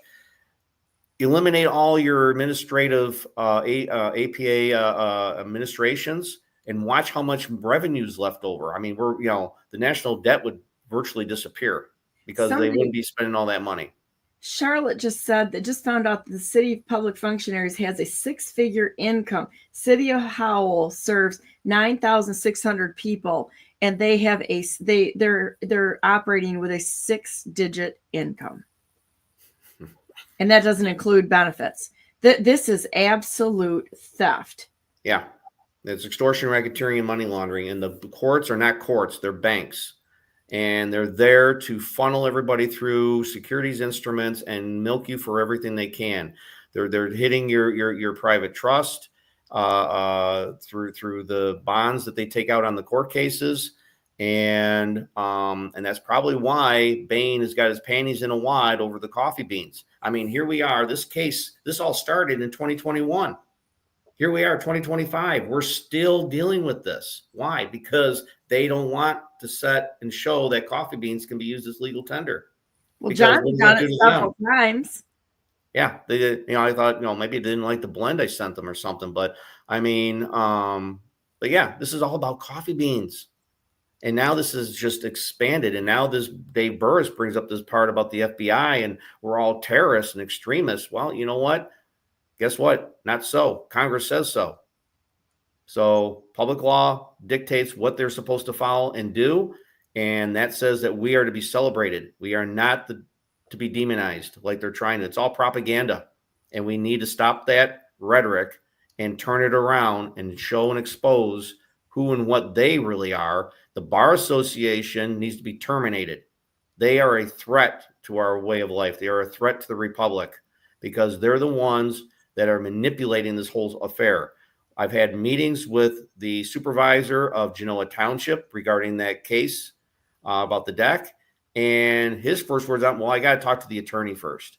Right. They got to all reach up above them and say, well, we take in Byron Township. I listened to these idiots on our board say, you know what? We take our orders from the state. No, you take the orders from we the people. And they wouldn't answer any of the questions or concerns that the residents brought up. None, yeah. Zero, zip. They just rubber stamp everything. They got to run everything. They got to, in order to wipe their nose, they got to check with their bar attorney on retainer to see if they can do it or shouldn't do it or what they should do. I said, who's the elected official here? You or them? I didn't, the people didn't elect that attorney to represent them. You're the representative. You need to start acting that way. Nope. In one ear and out the other. They have to go to the bar attorneys. So you know what? The bar is a threat. The bar is the problem. And we need to understand that. We need to eliminate that problem and that threat. You've got people right now, I've talked over the last couple of days about how the federal courts and even the state courts are piercing people's wills and trusts and stealing the assets, claiming that, well, if your trust doesn't have a bar attorney associated with it, then the trust or the will has no voice. It's mute, and we can do and take whatever we want. And they're looting and pillaging people's wills and trusts, because when the trustee goes in there and says, well, I'm here to oh, no, you're not a bar attorney. We can't hear you. We're not going to recognize you, and we're going to do whatever we want. And that's a real problem. That's a real problem. So people need to be aware of that. They need to understand that the Bar Association is a threat to your everyday life. They're a threat to your liberties. They're a threat to your rights, your property rights, all your rights. So we need to start shutting down the Bar Association. We need to stop allowing them to dictate policy and shut them down. Start suing them, start exposing them.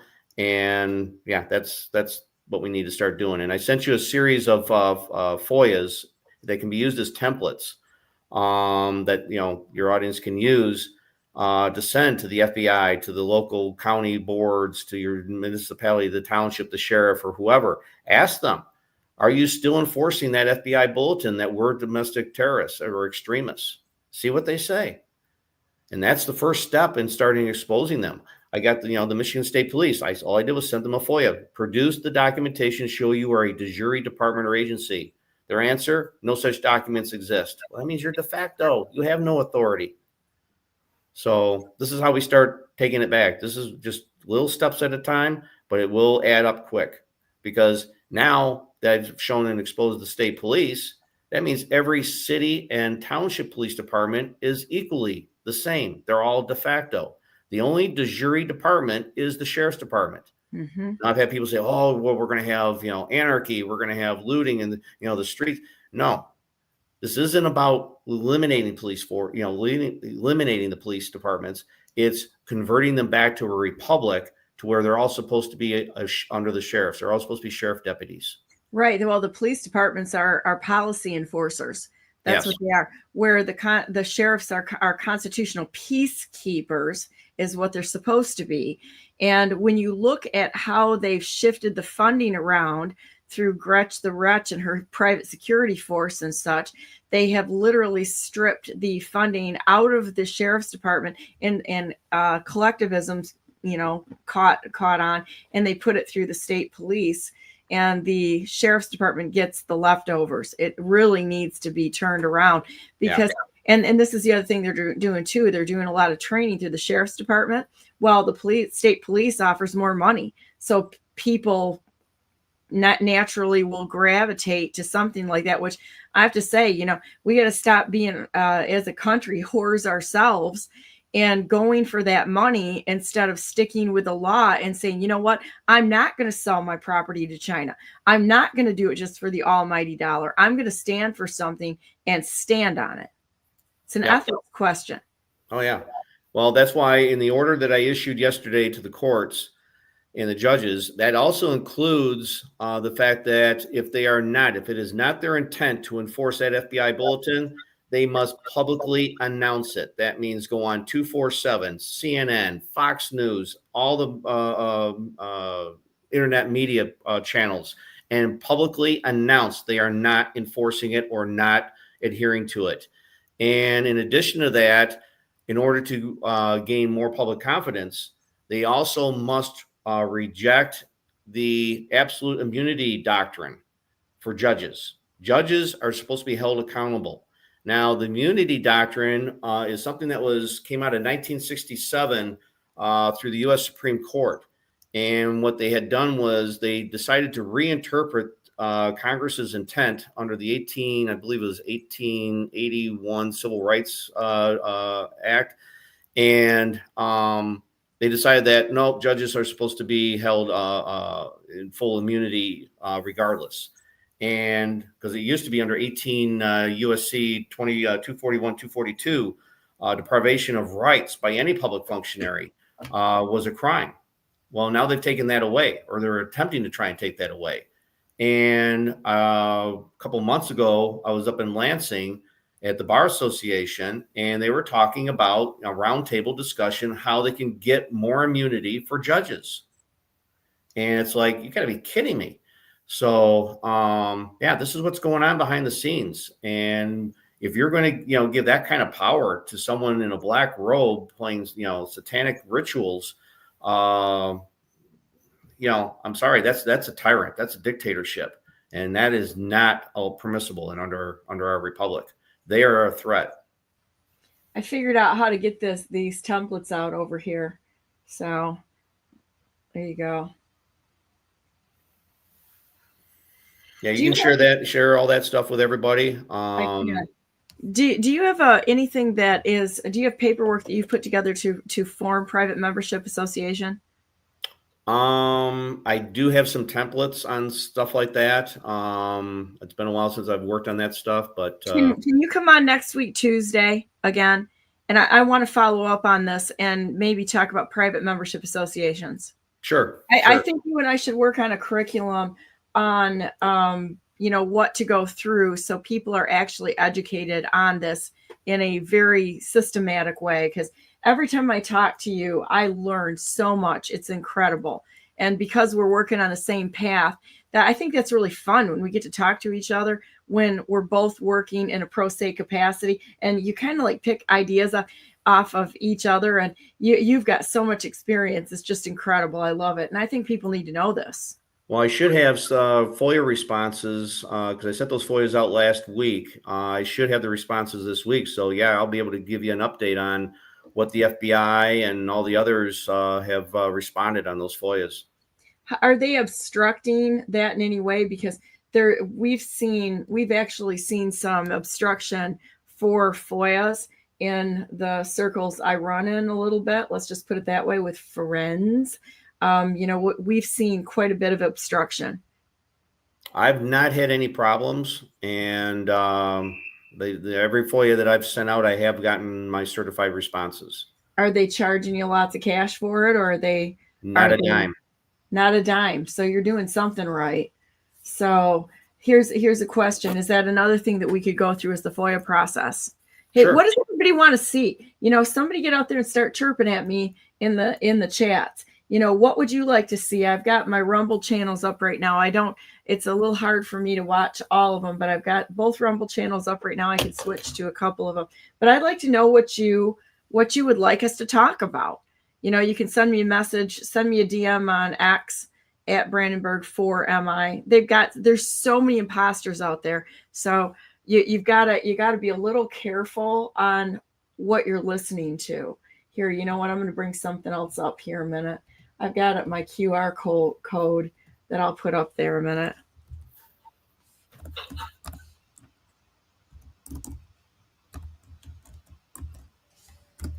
So if you go to, let's see if I can get this. I'll put it in a ticker here. I have some skills, not fantastic always, but I can make things work. Hillbilly math type stuff.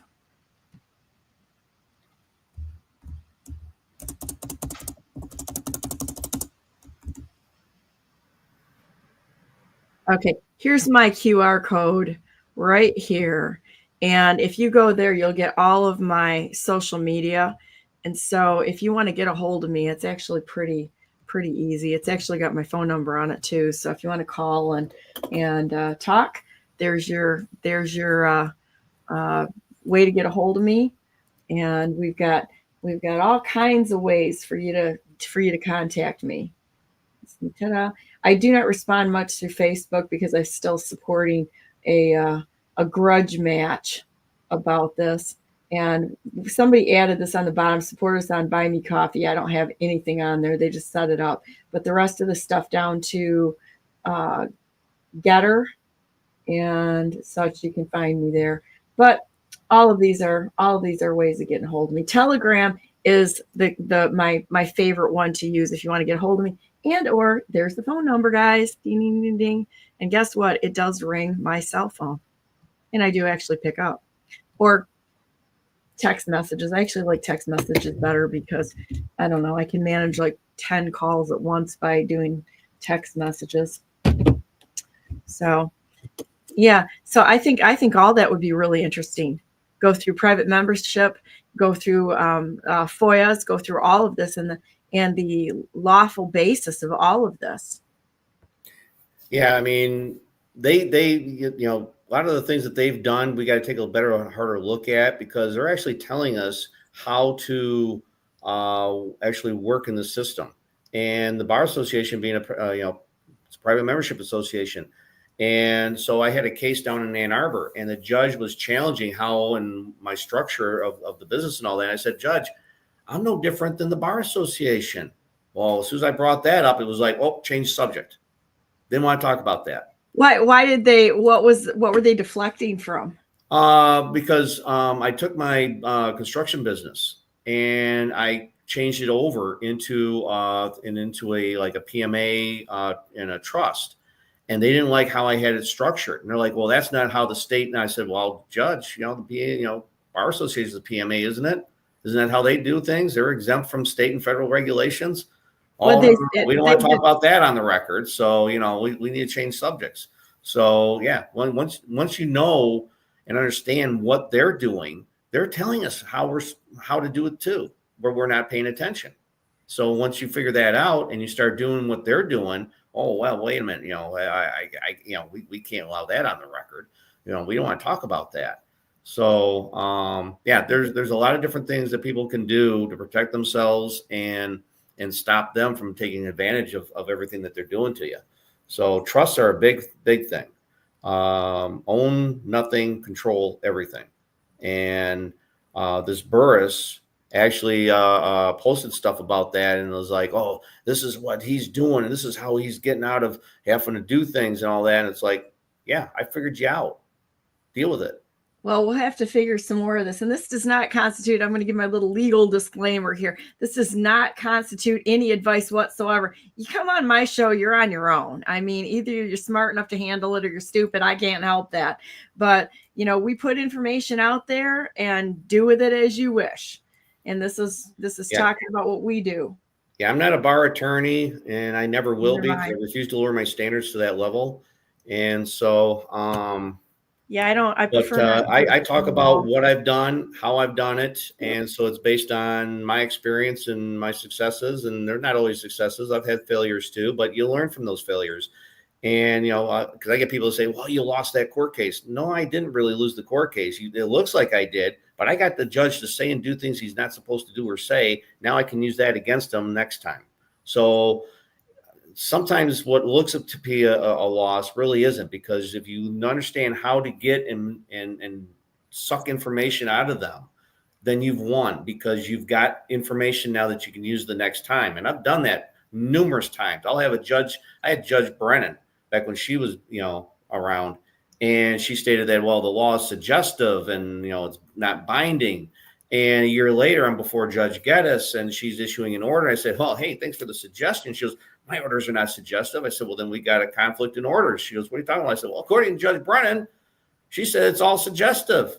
And she's like, well, she's no longer on the bench. And I went, oh, so when a judge is no longer on the bench, then those orders are no longer enforceable? And she realized she screwed up and got up and walked out. So, you can really frustrate them with some of this stuff, because if you learn the language, if you learn how to use our own words against them, it just unravels them. Oh, use the words pro se on them, and it totally torques their whole reality. That becomes a absolute fit. When I did my latest one, they came back with 5 attorneys within the Attorney General's office defending somebody within the state of Michigan, which I don't see how they can do that. Why didn't they say, maybe we should investigate this? No, they jumped right onto the defense. And it's like, that's not their job. I thought that, why are they using these state attorneys to defend somebody who, in my opinion, broke the law? Yeah, I mean, I've disqualified prosecutors first day on the trial. How did you do that? Judge, I object. As soon as the prosecutor starts talking, I said, Judge, objection. What's your objection? I said, it's come to my attention that attorney is not licensed in the state of Michigan. So she swears him in. He swears in under oath. She asks him, do you have a license? He goes, yes. She goes, there, I'm satisfied. I said, I'm not. I still haven't seen the license, number one. Number two, I've got a FOIA here, certified response from the prosecutor's office where I requested a copy of his license. None exists. I FOIA'd the AG's office asking for the same thing. Doesn't exist. And here's a FOIA certified response from the licensing department, Laura, and they said they don't license or regulate attorneys. So where's the license? What state department or agency issues a license to attorneys to practice law in the state of Michigan? Does not exist. He just proclaimed under oath that he has a license. He does not. A bar card is not a license. The U.S. Supreme Court has ruled numerous times on this. So I cited one of the cases where it actually specifies that a bar card is nothing more than a membership card. And he's disqualified now because he's committed perjury. So he's done. He's gone. Okay, this is some boss level genius going on here. That's fun. So you can challenge their license. You can challenge, hey, under Article 6, Section 19 of the Michigan Constitution, in order to sit on the bench, you're to have a license to practice law. So judge, where's your license? You're not a judge, you're an administrator. Where's your anti-bribery statement you're supposed to have on file? Where's your foreign agent registration statement you're supposed to have on file? Where are they at? You haven't fulfilled all your obligations. You haven't fulfilled your credentials. What do they say? I FOIA'd Shauna Murphy, Judge Shauna Murphy, Livingston County Courts. I FOIA'd her oath of office. It came back unsigned. Was never signed. So how would she be able to sit on the bench with an oath that's not been signed? None of the oaths of office are in compliance with Article 11, Section 1 of the Michigan Constitution because they took the last sentence out of the oath of office. Which is? That they're not to hold any other title or office. Which they take an oath. They're not supposed to take any other oaths, which they do to the Bar Association. The Bar Association is a foreign agency. That's why they have to have a FAR statement on file. How many of them have that? How many of them have the foreign agent statement? I've yet to find one. Oh. I can't find anyone. This has gotten really fun. Okay, I'm sorry, but I love this kind of stuff. This is amazing. So they're all trespassers upon the bench.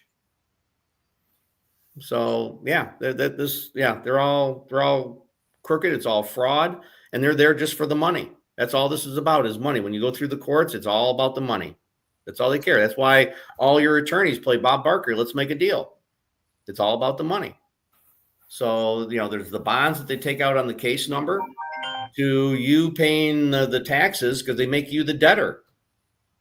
They put you in the debtor's position. Judge, I'm not the debtor. I'm the creditor.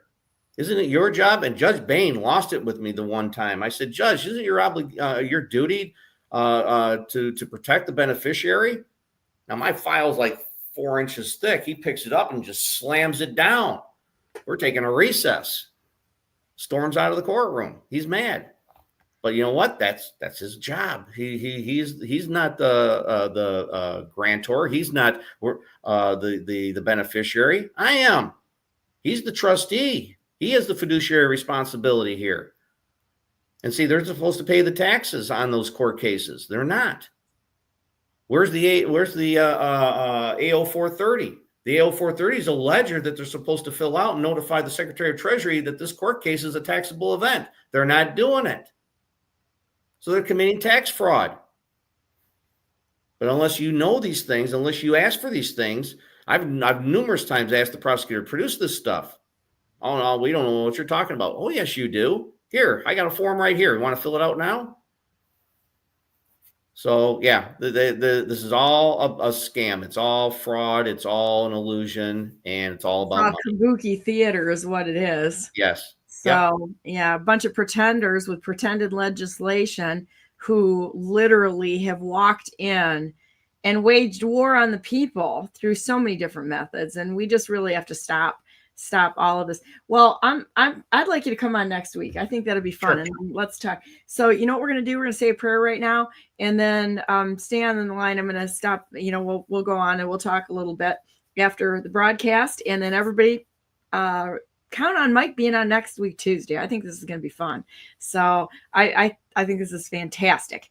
So anyhow, let's say a prayer and we're going to go on our day. Dear Heavenly Father, thank you so much for this day. I ask your blessings on Mike and on John and everybody else out there who is just a good person who loves you, who is living here to be with a servant's heart and to do what's right. We're here to not only help our communities, but also to leave something to our posterity. And all these people that have broken the law, that are pretending, who are in office, who are pretending, who are breaking the law. There's so many of them. I don't even know where to start. And I think all of us feel the same way. But you know what? We know that you're going to guide us out of this mess that we're in right now. And we trust you with everything. I ask that your favor would rest mightily upon everyone and that you give everybody a good day. Help them to feel your peace and love and provision, and that they would reach out to you and spend some time with you this day and your word, and knowing that you are there fighting for them and showing them your love every step of the way. We thank you for being a friend to us, and we want to be a friend to you. In the name of Jesus Christ, we pray. Amen. Amen. So thank you, Mike. So here we go. This is where we go to that part of the show, boys and girls. Ding, ding, ding, ding. Go to BrandenburgForGovernor.com, because I'm the best non-conceders ever not conceded in the history of the United States of America. And I'd like to have a discussion with the rightful president of the United States, President Donald J. Trump, about this, and cowboy boots. See who wears them better. Me. So at any rate, because I wear them like every day.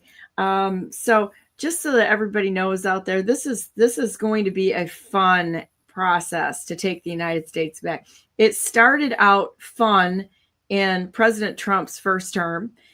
It got a little weird for a while as more usurpers were brought to the surface, but I kind of think that's a sifting process that's going on. And I think we're still sifting, but we're learning. And in order to take the United States back, we have to be equipped to self-govern. That means know the law, be willing to stand when we're required to do so, to question, to not back down. And as the Admiral said, punch that shark right in the face. Okay. I'm not advocating grab your torches and pitchforks. Okay. That's not what I'm saying. But what I am saying is that the pen is mightier than the sword, and we got to learn how to use this and hold them accountable to be able to take this back, the country back to the republic it was intended to be. So tomorrow is going to be another fun day here on BNN, and next week Mike will be back. So with that said, God bless you all. God bless America, and God bless all those whom you love, and God bless America. Have a great day. Make it so. Stay on the line, Mike, and you guys are going to miss some good conversations, but we'll come back to it.